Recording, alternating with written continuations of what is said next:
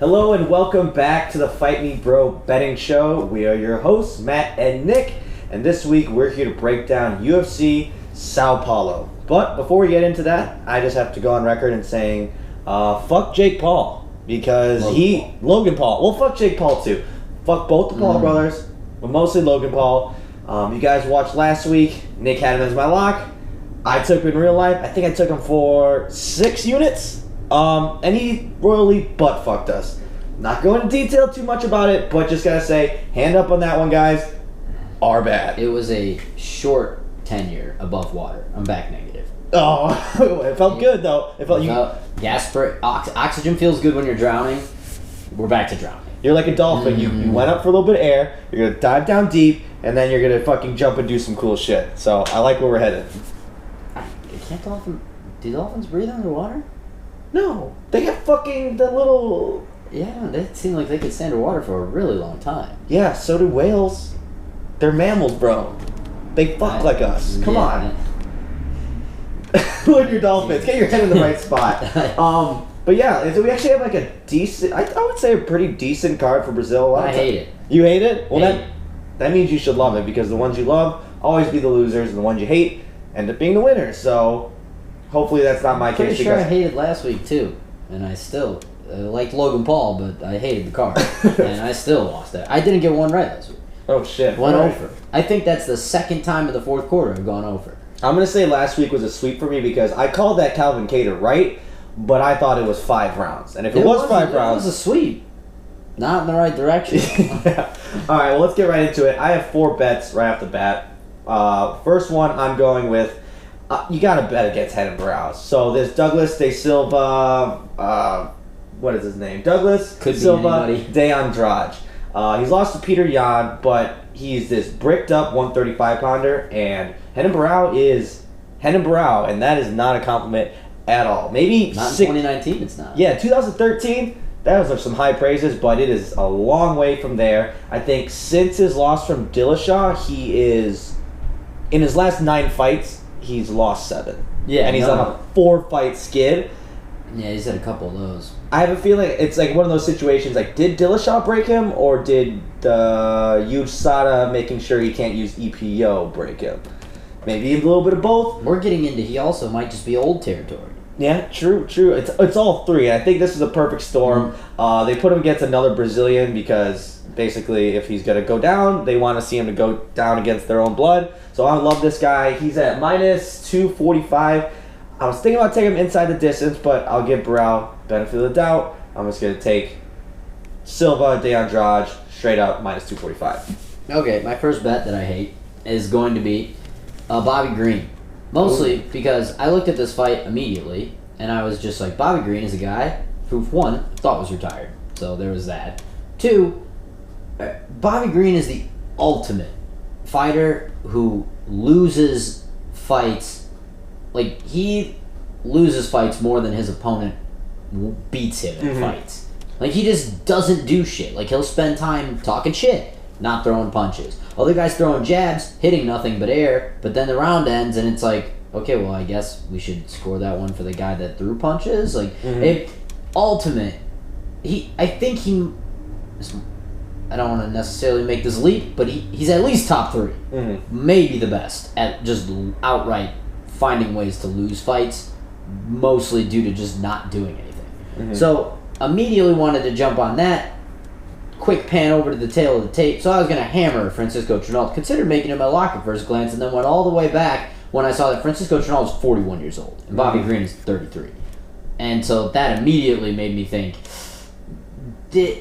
everybody's going to bet Francisco Trinaldo, because everybody knows that Bobby Green is going to obviously try to find a way to throw away this fight, which means Bobby Green's probably not going to try to find a way to throw away this fight, which is why I have Bobby Green plus 120. Yeah, when you were going there, I'm like, wait, you said you're going for Bobby Green, but you're making a good case to bet against him, which, in our case, sometimes that works out pretty well. Trinaldo's one of those guys that, like, he's good because he can be super physical, so as soon as that physicality goes away, he is absolutely fucked. Now, he's been able to be pretty good up until now, but 41 is 41. You can't shake Bobby down. Yeah, exactly. Which not much you can do about that. Maybe he is. Maybe we'll find out. Next up, I'm moving up betting on another old guy here who seems like he's 40,000 years old, but he's actually not that old. I'm betting on Shogun. I'm fucking doing it. I think I bet on him last time. It's against Paul Craig, and now I know what you guys are saying if you watch this show. Matt, why do you consistently keep betting on Paul Craig fights? We said it last week. Said Paul Craig is one of those guys for you where you can't be right. Have to add Paul Craig. Yeah, because I've been that bad with betting Paul Craig. I was famously bet, I think, I was down super big in March Madness, placed a $500 bet on Magomed Ankalaev, and that is when I first found out who my arch nemesis was, Paul Craig, when he threw up that Hail Mary triangle and won in the last second of the round, costing me a nice $500 spot while I was on vacation, no less, in the middle of March Madness. I don't think I've ever been more upset in my life, but in this case, Paul Craig is I'm sorry, but Paul Craig, besides Ankalaev, he's really beaten nobody. He doesn't have that great of a skill set, and Shogun, for some goddamn reason, has still hung around. He beat Tyson Pedro not too long ago. So, he beat Corey Anderson not too long ago. Like, he's still beating some of the top guys up there, and let me tell you, Paul Craig is not one of those top guys up there. So, this is where I turn it all around. Shogun, please God, get your old ass up for Brazil. Is he the favorite?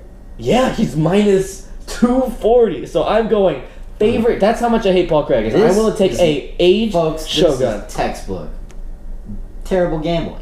No. Just skip this fight. This is an emotional bet, but sometimes you do gotta bet with your fucking balls. Okay? So I love it. Shogun, you're gonna bail me out here. So I'm betting with Father Time this time. Yeah. He's only like 37. Only 37? For Shogun, that's a compliment. Yeah. I thought he was at least pushing 46. Yeah. Yikes. Okay. And a guy that is pushing 40. That makes me feel better about these two shitty bets that I had before. The only bet I like is my lock. And I don't even know that I like that much because I have a reason for not liking that much when we get to it. However, right before the lock, a guy that's actually pushing 46, I think, is Jacare Souza. Much like the Francisco Trinaldo fight, there's no reason Jacare Souza should win this fight. Jan Blachowicz is a comfortable 205er. Yeah. Not that Souza's not small, or not big, I mean, rather. But for all intents and purposes, if Jack Hermanson was able to kind of throw Jacare around, there is really no reason why Jan Blachowicz shouldn't be able to stick behind a nice jab when they start wrestling, just kind of straight up over muscle and old Jacare without any explosion to get the double leg to the ground for very long. It really seems like there's no real logical reason why Jan Blachowicz shouldn't be able to comfortably cruise to a 5-round decision in this fight. That said, fighting's fighting, and it's Brazil. This just... Jacare's been up, he's been down, he's lost a little bit to Weidman. This just... I have no skill evidence to back up what I'm saying here, but this just has... It's Brazil written all over it. And it's just one of those fights that Jacare is going to win, and it's going to be like, cue it up, and the crowd goes wild. Like, that's it. That's all I got for you. I don't know. I don't understand. I'm going to be pissed when it happens, because I'm going to be like, wow, I should have just did the very obvious thing. But I'm going with that, because I just... looks nice at a plus 130, and also I just...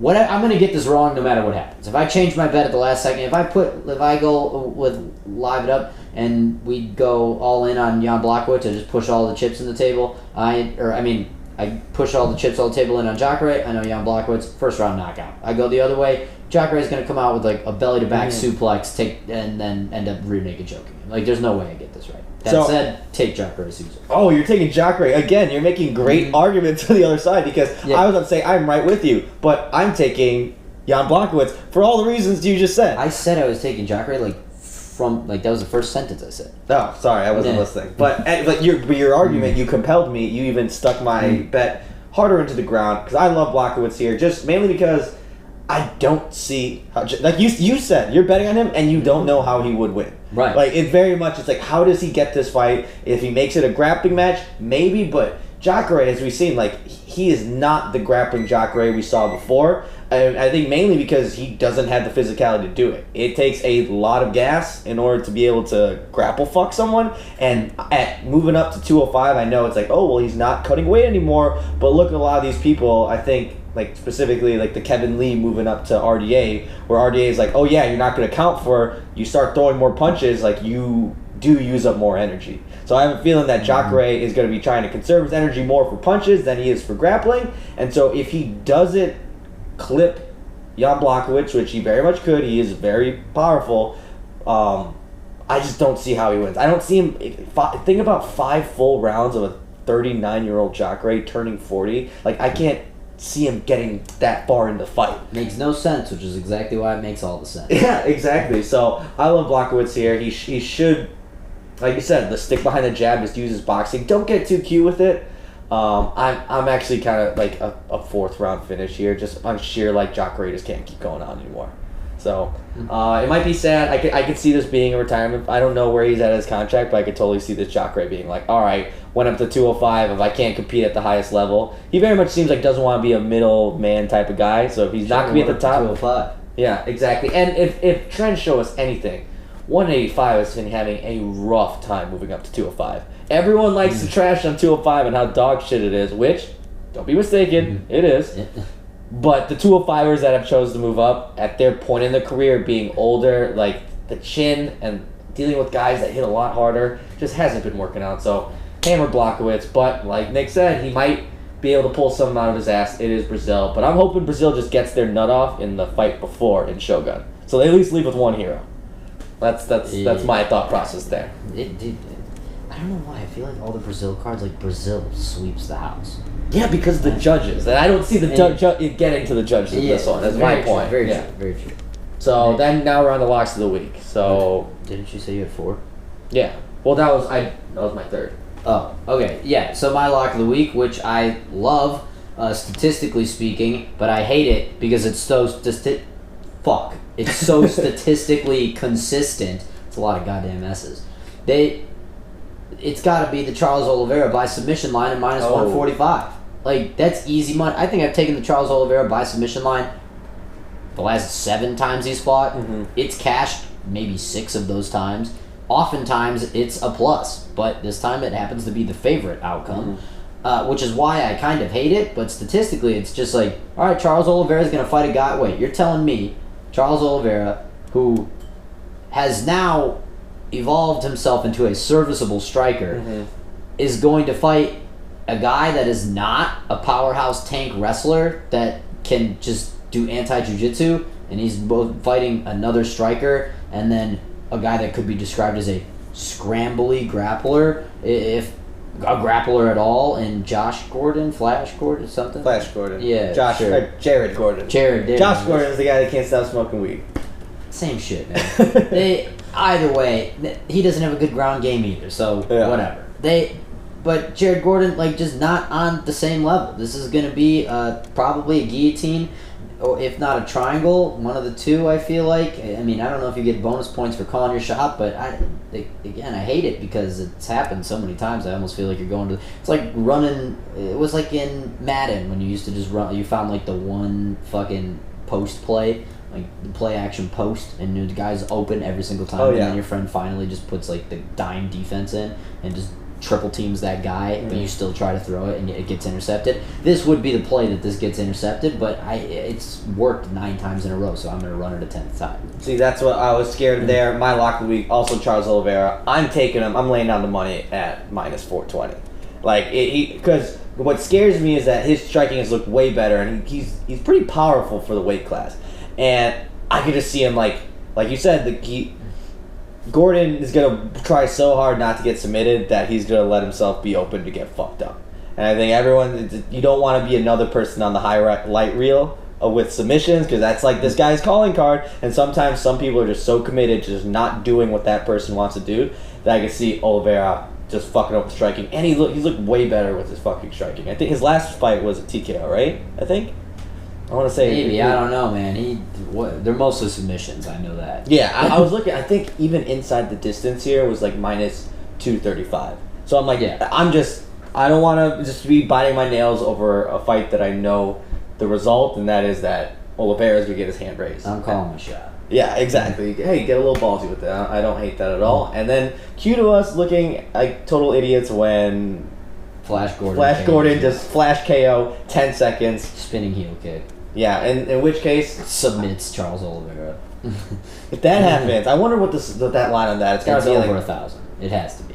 I would be appalled if it was anything else. If that ends up happening, then it is very much official that we are, and we are officially cursed. Like there's no other way. If Flash Gordon goes out there and submits him, then I'm gonna fucking curse. Cut a rabbit's foot off of its leg for the next show, live on camera. Oh, okay, that's a problem. Well, good luck, Chuck. I forgot the guy's name, but did you see the guy that walked out in the Joker?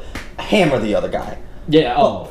Fuck that nonsense. Some people are saying it's the coolest thing ever. You are a grade A loser if you love that type of shit. Like, it may be if the guy fully committed to the character and was being a dick, but like... Or if he body painted the suit on himself. That would have been funny, but then he just like said, I'm the Joker, baby. Yeah, then I would have laughed. But he like dapped it up with the guy. He's like, oh, look, it's fun. It's a gimmick. It didn't really make a lot of sense. I get it. People cum their pants for the Joker, but... That guy is a literal clown. Halloween. Exactly. He's celebrating Halloween late, and I don't know when Brazil celebrates Halloween, but it ain't now. Carnival. Yeah, we play by American rules here, and he's a couple weeks late, so maybe throwing the hammer on the other guy.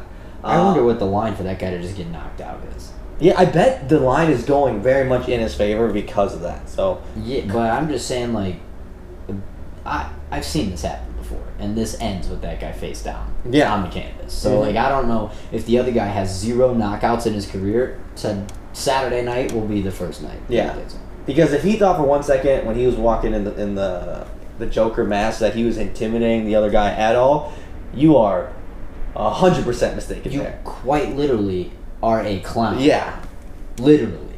Which clowns can be scary, but like not in that setting. Other than that, I think I was thinking about maybe throwing some parlays in. So we might throw some same day parlays at you on the Twitter sphere, but you gotta follow us along at Below the Belt MMA. You can follow me at Broliva and Nick at _ a guy and a gi. Until then, we have a couple weeks off, and then it is Colby Covington fighting, and it's the big one. I think we have a couple weeks off. I think so. I think we have a 2-week break. I highly doubt. Oh no, then we have a 2-week break, and then we have. I don't think there's a 2-week break. I think there is. Alistair Overeem's fighting. But I think that it's 2 weeks, Alistair Overeem. Like, we have a break next week, and then it's Thanksgiving, which I think we're off, and then there's Overeem, and then Colby Covington. So I was wrong. We have one more in between us, but I think we do have 2 weeks off. So, might be a little bit till we see you, but until then, or if we're wrong, maybe see you next week. But, peace.